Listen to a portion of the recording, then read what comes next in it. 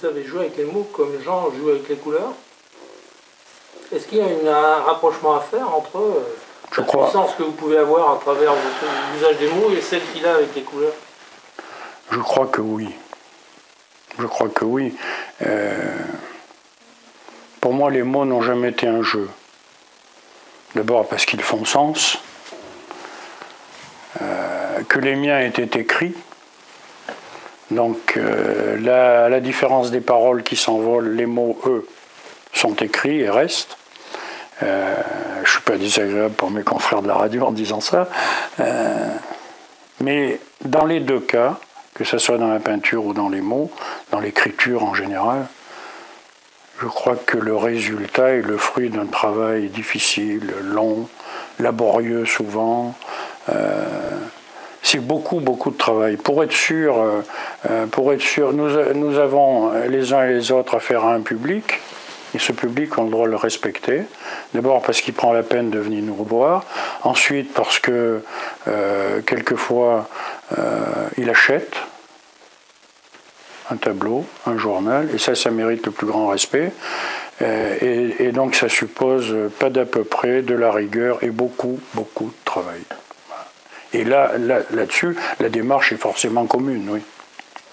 Un petit détail quand même qui vous différencie, c'est que le tableau, quand il est fini, on ne peut pas y retoucher. Vous, quand vous avez écrit quelque chose, vous pouvez toujours l'améliorer. Oui, mais quand le tableau est fini, moi, le papier, enfin nous, parce que je ne suis pas seul dans ce cas, heureusement, nous, la fin, c'est quand il est édité. Là, on ne peut plus le retoucher dans l'esprit des gens. Mais sinon, dans la phase qui précède juste celle-là, effectivement, et là c'est encore très commun, Jean a souvent eu, je suppose, l'impression que son tableau n'était pas fini, il a décidé de le finir, et les papiers, on peut sans arrêt les retoucher, changer une virgule de place, parce qu'elle peut modifier tel sens, changer tel mot, parce qu'il n'est pas approprié, etc. Donc là-dessus, il y en a quelquefois, et je crois que c'est vrai pour les cuisiniers aussi, c'est ce que dit Pierre Gagnère, la sensation que ça n'est jamais fini. Alors, il faut bien que ça soit fini à un moment pour pouvoir le proposer au public. Pour moi, le bleu, et c'est ce que j'ai découvert chez Jean, le bleu, c'est la couleur qui lui ouvre son horizon, et du coup le mien aussi, vers un ailleurs. Voilà. Et d'ailleurs, Jean a l'habitude de dire, le bleu, c'est tout et c'est peu. Ou c'est peu et c'est tout, je ne sais plus dans quel sens. Mais en fait, effectivement, nos conversations ont surtout porté sur la couleur et sur cette vision qu'il a des paysages. Les mots qu'on dit avec les yeux, parler me semble ridicule.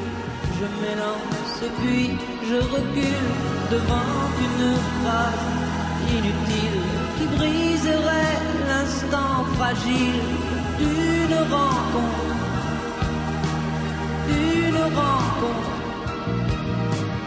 Je lui dirai les mots bleus, ce qui rend les gens heureux.